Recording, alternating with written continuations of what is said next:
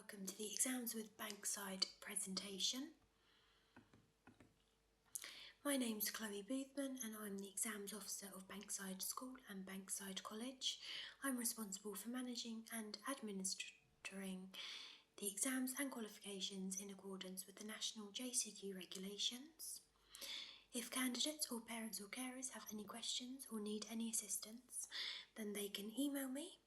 And my email address is here on screen, which is banksideexams@banksidecollege.co.uk. The purpose of today's presentation is to understand the regulations the school and college are under and therefore candidates must abide by, to understand the process prior to sitting an exam and the requirement of a data consent form from a candidate, to understand the rules and regulations that form exam conditions, and the next steps. The Joint Council of Qualifications, known as the JCQ, are a national organisation that represents some of the largest awarding bodies for qualifications, including GCSEs, functional skills and other vocational courses. We use AQA for GCSE English and Pearson Edexcel for IGCSE Maths and functional skills. The JCQ provide common admin arrangements for qualifications and exams to ensure candidates have a fair and consistent experience at achieving renowned qualifications. So if any pupils have sat exams previously at a school, then their experience should be rather similar in terms of the rules and regulations at the centre. When we enter candidates for exams and qualifications, we of course need to provide personal data. The centre will provide relevant personal data to awarding bodies for the purpose of exams and qualifications. So this is the name, date of birth and gender. Any materials submitted for assessment by candidates may be used to evaluate a candidate's performance and for other purposes as outlined in the JCQ privacy notice. Where malpractice is suspected, the personal data of all people involved will be provided to all relevant awarding bodies.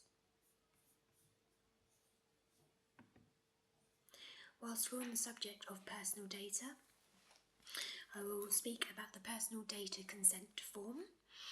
So for pupils who require extra time, a reader, a scribe in their exams, these are known as access arrangements. They are pre-exam adjustments based on evidence of need and normal way of working and require an application with the JCQ or awarding body themselves. And therefore we need to share candidates' information with them. So in order to do so, we ask candidates to complete the personal data consent form to give us permission to apply on their behalf for these arrangements. And candidates do have the right to withdraw their consent at any time. This year, the GCSE pupils have met with Sean, the SENCO, and to complete this, for Bankside and Norton College, because this year our GCSE exams are going via Norton College. However, candidates will be sitting their exam on school at Bankside School on site. And functional skill candidates will receive this personal data consent form in their candidate exam pack to read, sign and return. They of course will be able to ask any questions, or we can explain what this means to them should they need it. Prior to the exam, so when candidates are entered, they are entered in first name and surname format. So please check carefully for spellings and date of births, as these will be the spellings that appear on the certificate. Each candidate is issued with a 4-digit candidate number, and that's their number with that awarding body.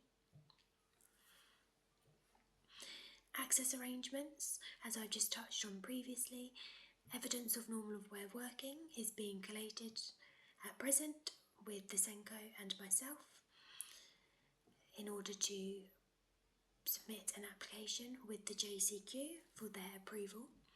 Candidates will need to complete the personal data consent form, which I explained a minute ago, for us to be able to submit an application.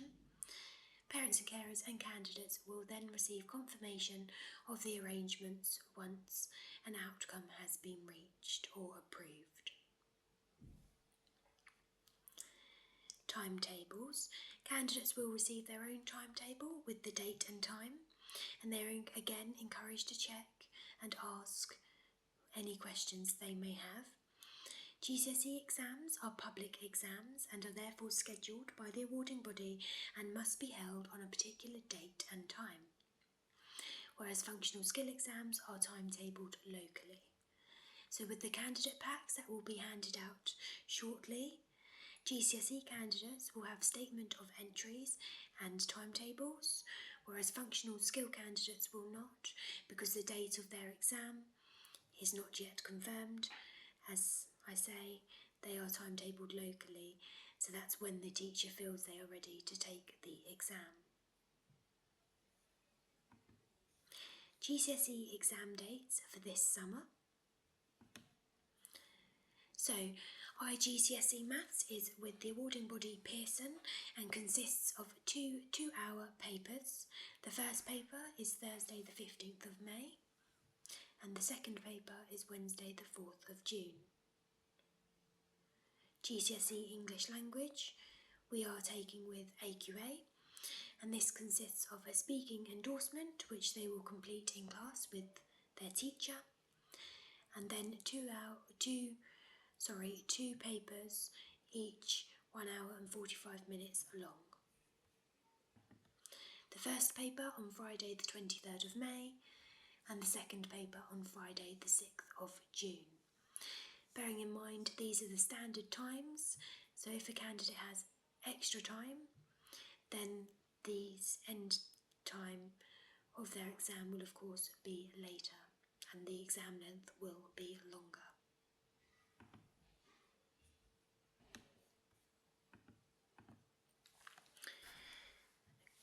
Again, so for GCSE pupils, there are contingency days. So the JCQ schedules some contingency days should sustained national or significant local disruption arrive during the public exam series. So GCSE candidates must be available to sit exams up to and including this date, should we need to reschedule or retimetable some exams. This year, the dates are Wednesday the 11th of June and Wednesday the 25th of June. Candidates will be provided with the correct equipment for their exams, however they can bring their own if they wish, but this must be in a clear pencil case. Black pens, no erasable pens can be used because when the papers are scanned, the ink isn't always picked up. Candidates can have HB pencils. Coloured pencils or pens or highlighters can only be used for diagrams, maps, charts, unless the instructions say otherwise. An eraser, 30cm ruler, and for maths, a tracing paper, a protractor, compass and calculator. And as we say, always check it's working beforehand. Clear any memory and remove any lids because quite often they have formula on. And just to reiterate, we will be providing the equipment that candidates need, but they can bring in their own if they prefer to do so. On the day of the exam, candidates should arrive no later than 15 minutes before the start of the exam. All candidates must hand in bags and all electrical devices before entering the exam room, including watches, smartwatches, phones, earphones. Possession of unauthorised material is breaking the rules, and even if candidates do not intend to use it, they will be subject to a penalty and possible disqualification. We advise candidates to go to the toilet beforehand, and candidates must wait outside the exam room until the invigilator asks them to enter. Staff will be there with candidates to answer any questions or ease any nerves that they have. And they must remember that as soon as they enter the exam room, they are under exam conditions. Exam room conditions. Candidates must be on time for all exam. If candidates are late, their work may not be accepted, and if they are more than 30 minutes late, they may not be allowed to take the exam, or if they do take the exam, we cannot promise that their paper will be marked. Candidates must only take into the exam room the equipment they need for that exam in a clear pencil case. Candidates may take in water in a clear bottle where all labels and all words are removed. Candidates must write clearly in black ink, and they must raise their hand for the invigilator to come over to ask them a question quietly.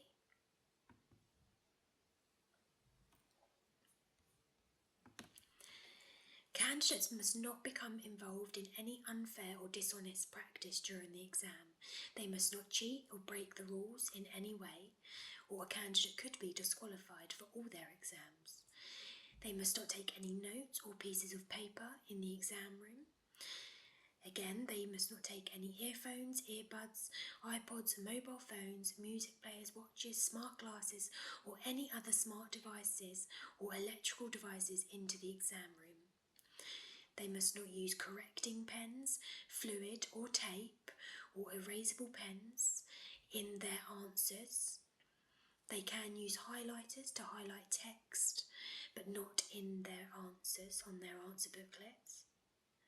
Candidates must not talk or communicate with any other candidates once they have entered the exam room, just the invigilator.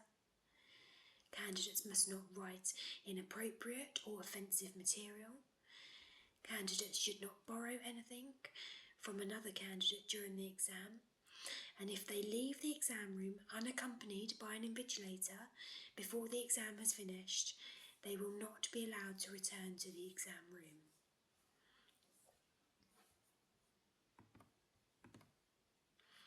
Outside the exam room, there will be 2 posters.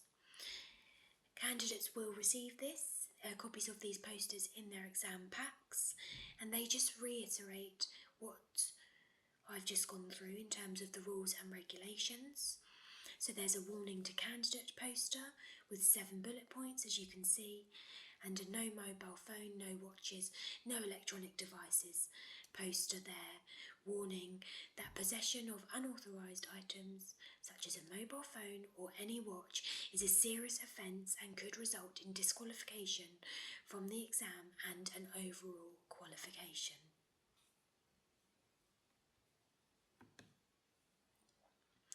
Inside the exam room, there will be a clock at the front, and there will be a notice board that will have the centre number, the subject of the exam paper, the date in which the candidates are taking it, and the start and finish times.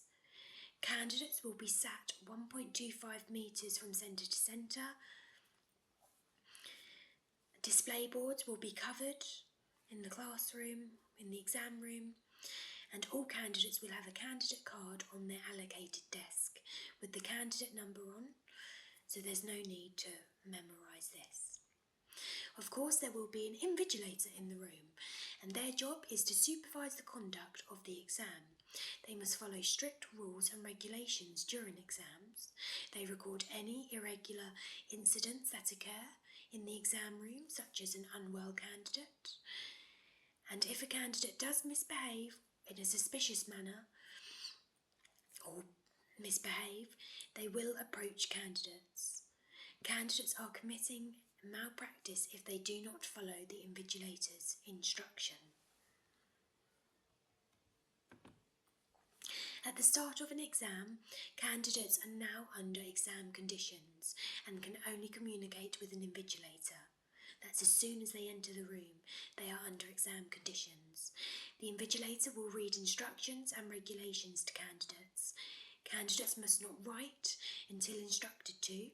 The invigilator will ask candidates to complete candidate details, so the name, candidate number on front of the paper, but they must not open the question paper until the invigilator has said to do so or said that the exam has begun. During the exam, candidates can raise their hand for any questions and speak quietly to the invigilator when they are beside them.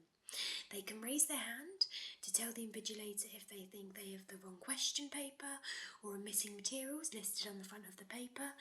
They may find their question paper isn't printed correctly, they may need more paper, or they might even feel unwell or have a problem that they're not sure to do. Candidates must not, however, ask for and will not be given any explanation of the questions, advised of the answers, or have any text read to them. Candidates must read carefully and follow the instructions on the question paper and answer booklet. They must remember to write their answers within the designated sections of the answer booklet. Candidates must do rough work on the proper exam stationery provided, cross it through and hand it in with their answers. Candidates must make sure they add their name to any additional answer sheets used. Candidates will be accompanied by a member of staff when they leave the exam room, for instance, if they need to go to the toilet. And if candidates are disruptive in any way, they will be asked to leave the exam and the exam will be ended. In the event of an emergency, for example a fire alarm or a gas leak, the invigilator will instruct the candidates to stop working, leave the exam paper and script in the exam room, and evacuate the room in silence, not speaking to any other candidates or students. They must not communicate in any other way other than with the invigilator. Candidates must remain supervised and under exam conditions, and the exam time will be paused and restarted when it is safe to do so. That's why you must remain under supervised conditions during an emergency, because you might have the opportunity to return to the exam room and continue your exam. Of course, an application for special consideration will be submitted where candidates have been disadvantaged. At the end of an exam, the invigilator will tell candidates the exam has finished. Candidates must stop writing immediately and put down their pens. They must stay in exam conditions whilst the invigilator collects exam papers and answer booklets from all candidates. Candidates may be asked to add their name to the answer booklet if they haven't already, and they will then be asked to leave the exam room once all papers have been collected. Candidates must not write anything about the exam on any social media platform, so Facebook, Instagram, XX. Candidates can now collect their belongings when directed once they left the exam room. And candidates can speak to a member of staff if they have any concerns or questions. So rather than go to social media, we encourage candidates to come and speak to us if they've got any concerns or questions following their exam. All results are provisional until final certificates are issued. So we have GCSE Results Day on Thursday the 21st of August this year, and you will receive further information on results around that before breaking for the summer holidays. Functional skill exams, due to their on-demand nature and local timetable, results will be issued to candidates by hand by their subject teacher, or depending on the timescale of the exam, whichever fits best. Results will not be given out by telephone under any circumstances. Next steps. So I, the exams officer, and Sean the Senko are gathering evidence for access arrangement applications and working with Norton College for GCSE candidates. All candidates will be provided with the following documentation, and then electronic copies will also be shared with parents and carers. So GCSE candidates will receive a statement of entry and individual timetables.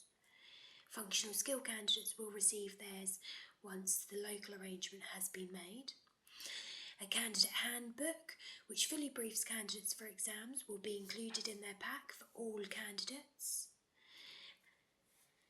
A can and can't do visual poster is included, a copy of this presentation, and for the functional skill candidates, as discussed, a personal data consent form for completion will be included.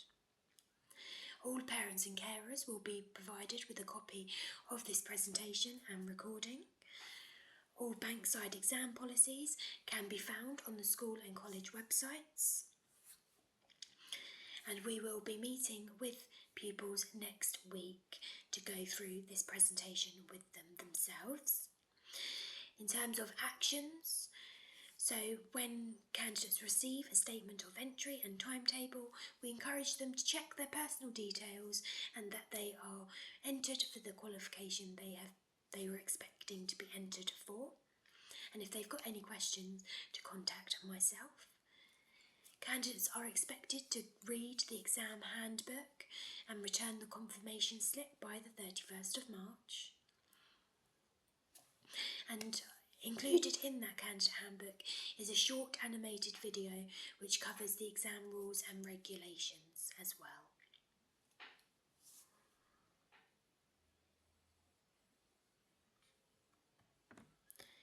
Thank you for watching this recording of the exams at Bankside presentation.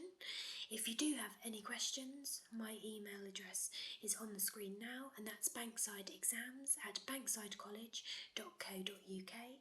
I work across the Bankside School and Bankside College. All candidates will be provided with candidate packs next week after we have briefed candidates.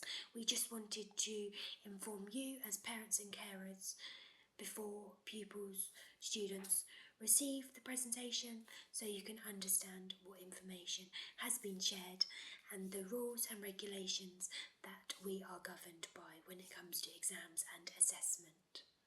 Thank you very much.